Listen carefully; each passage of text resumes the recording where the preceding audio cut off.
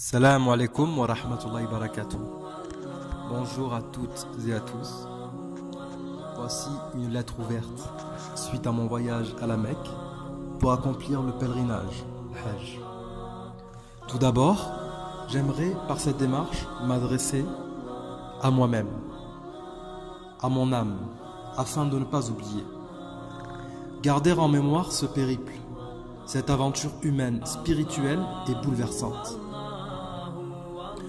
Un événement marquant de par son importance, mais encore plus de par l'histoire qui la précède. Une chronologie remontant jusqu'à l'aube de l'humanité, la genèse de notre vie sur terre depuis le premier pas de Adam, que soit sur lui la paix, ainsi que Hawa, Ève, mère de l'humanité, sur cette terre sacrée et sainte.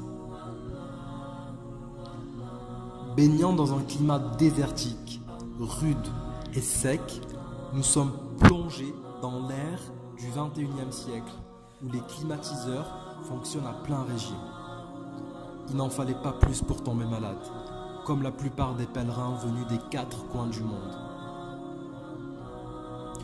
Un concert de toux et d'éternuements dans les mosquées aux heures de prière, ne laissant aucun doute à celui qui a été épargné que son tour arrivera très certainement, sauf par la volonté du Très-Haut. Qu'importe, nous nous plions à la volonté de notre Seigneur en faisant les causes pour se prémunir et en faisant des invocations pour guérir lorsque le mal nous touche. Que dire de ce premier regard sur la mosquée sacrée? Al-Masjid al-Haram. Al-Masjid al-Haram est pour les lieux de culte ce que Adam est pour l'humanité, première et unique en son genre. Les yeux écarquillés, je croirais rêver. Plus je m'avance d'elle, plus je crois à un rêve. La foule qui tourne autour pour glorifier Allah, maître des pouvoirs, El-Malik El-Mulk, l'infiniment grand El-Kabir, et un rideau de pèlerins de 3 ou 4 rangées, empêchant de s'approcher un peu plus de la Kaaba. Leur souhait? Toucher la pierre noire. Cette pierre envoyée par Dieu pour honorer ce lieu dédié à son adoration exclusive. Une pierre qui n'a pas son pareil dans notre système solaire, venu d'ailleurs. Objet de convoitise exacerbée, il devient pratiquement impossible de s'en approcher sans aller à l'encontre de ses principes de respect vis-à-vis d'autrui, sans bousculer son prochain et étouffer ses valeurs. Impossible. Faire tout ce chemin pour purifier son cœur et renoncer à cela pour toucher la majestueuse pierre noire n'a aucun sens, quand bien même sa valeur est inestimable et le respect que nous lui portons est digne de sa provenance. Mais nous devons adorer celui qui l'a envoyé et qui est le créateur de toutes choses. C'est là tout le défi qui nous est proposé. Purifier ses intentions, connaître ses priorités et ne jamais renoncer au principe de vie en commun et de respect pour son prochain. Le paradoxe est que c'est la foi en Allah qui m'a conduit jusqu'au pied de la Kaaba. Mais c'est aussi la foi en Allah qui m'empêche de m'en approcher au point de nuire aux autres. Peu importe, mon cœur, mon âme et mon esprit sont liés de près ou de loin à la Kaaba, centre de nos prières, élévateur spirituel, concentré d'invocation et évocation de notre Seigneur par ses plus beaux noms et attributs. De toute mon existence, je n'ai jamais été dans une foule aussi dense, dans un tourbillon d'âmes aussi intense et dans une fourmilière humaine en effervescence. Cette expérience est unique. On en ressort vidé de son énergie corporelle et chargé en énergie métaphysique, en force spirituelle, à tel point que notre cœur en redemande, malgré la fatigue, les petits soucis de santé passagers et le nombre de pèlerins qui ne cesse d'augmenter nuit et jour à l'approche du jour sacré, le jour de Arafat, 9e jour du mois de Dhul Hijjah. Quelle idée saugrenue de croire que l'islam est une religion qui vient des Arabes et qui est destinée aux Arabes. Il suffit de regarder tout autour de soi et de comprendre quelle est la religion pour l'humanité. Toutes les nationalités sont présentes et viennent dans le même objectif, accomplir le 5e pilier de l'islam, le pèlerinage. Unis sous le même dogme, le même livre divin, Al-Qur'an, révélé en langue arabe à un peuple arabe, mais pour l'humanité. Les mêmes piliers. L'attestation de foi, Al-Shahada, la prière, As-Salat, l'aumône, Al-Zakat, le mois de jeûne, As-Siyam, et le pèlerinage, Al-Hajj. De tout horizon, les âmes en quête de rédemption et d'accomplissement ont répondu présent à l'appel de notre Créateur. Des pays arabes, de l'Inde, du Pakistan, de l'Indonésie, de Chine, du Bangladesh, de la Malaisie, des pays européens, France, Belgique, Suède, Angleterre, Pays-Bas, de l'Europe de l'Est, d'Asie centrale, des pays africains, Sénégal, Mali, Soudan, de l'Amérique latine. Et là, je ne vous cite que les drapeaux que j'ai vus de mes propres yeux sur les sacs en bandoulière des pèlerins ou hissés au-dessus de la masse par un meneur de groupe de pèlerins. Mais il est impossible de tous les recenser. Les autorités saoudiennes annoncent 2,8 millions de pèlerins avec la délivrance des visas, sans compter ceux qui viennent sans visa. Il n'existe aucun événement religieux aussi grand que le Hajj en termes de nombre. Dans la masse, on se sent à la fois privilégié d'être parmi ceux qui sont là et à la fois un grain de sable dans un dessert.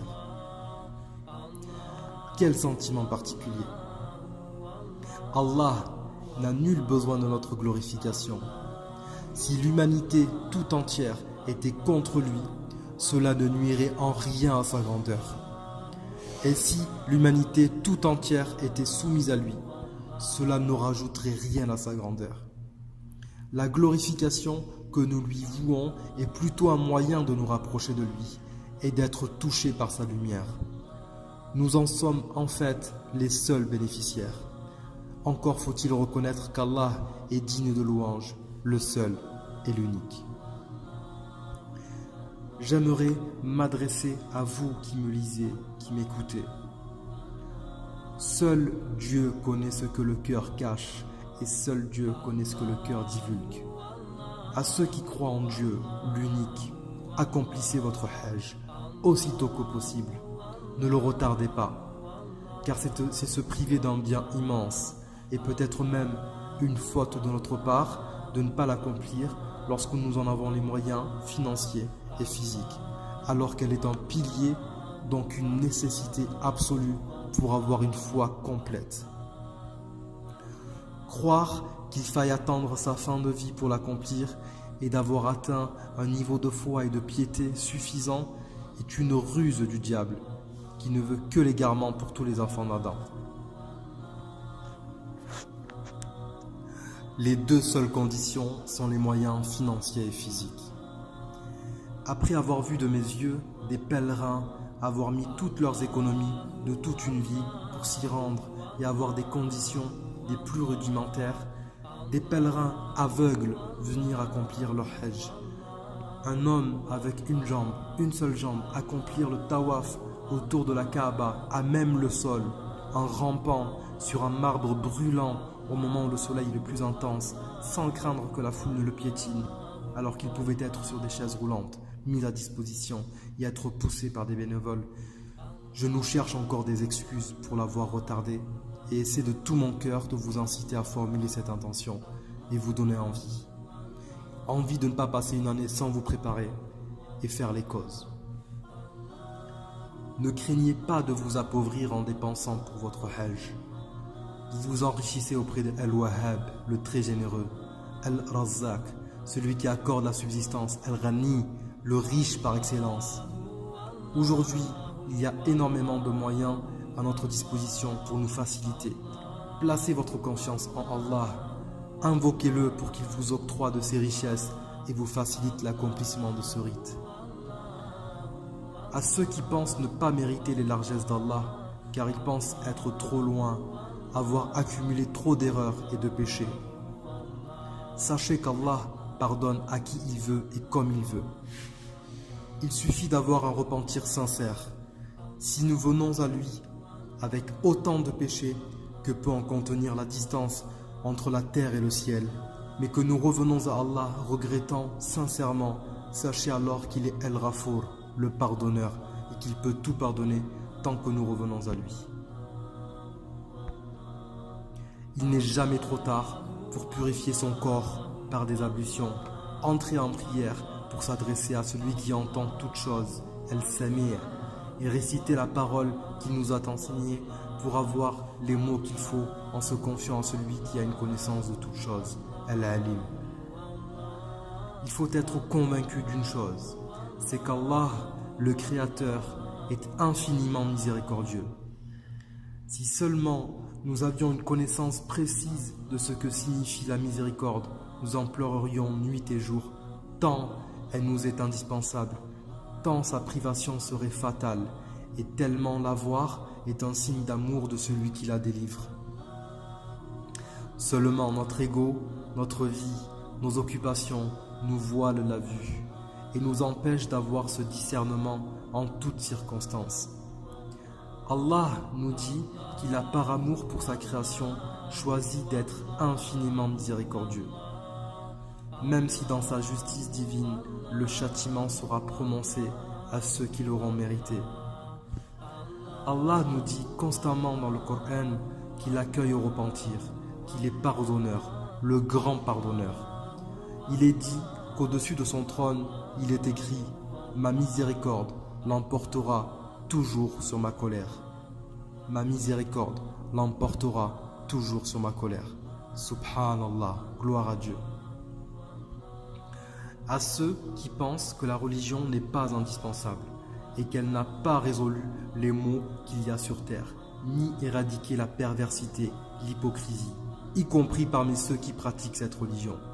Sachez qu'Allah est pur, exempt d'imperfection, mais que l'homme a été créé faible, avec des défauts, ce qui fait de nous des êtres faillibles par défaut. Ce qui corrige cet état de fait, c'est la lumière divine à travers sa révélation. Notre Créateur nous éduque, nous montre la voie à suivre pour se purifier et surtout se repentir, car l'erreur est inévitable. Ne dit-on pas que c'est en se trompant qu'on apprend? Toutefois, cela demande de l'humilité, de la sincérité et de la persévérance. Une vie tout entière pour parfaire sa personnalité, améliorer son caractère et cheminer vers la source de lumière inépuisable et originelle, Allah, El-Nour, la lumière. Notre Seigneur nous a envoyé parmi les hommes des messagers, des exemples à suivre. Tous les messagers, de Adam, sur lui la paix, à Muhammad, sallallahu alayhi wa sallam, sur lui la prière et la paix, sont véridiques. Nous croyons en chacun d'entre eux. Nous les aimons et respectons sans distinction.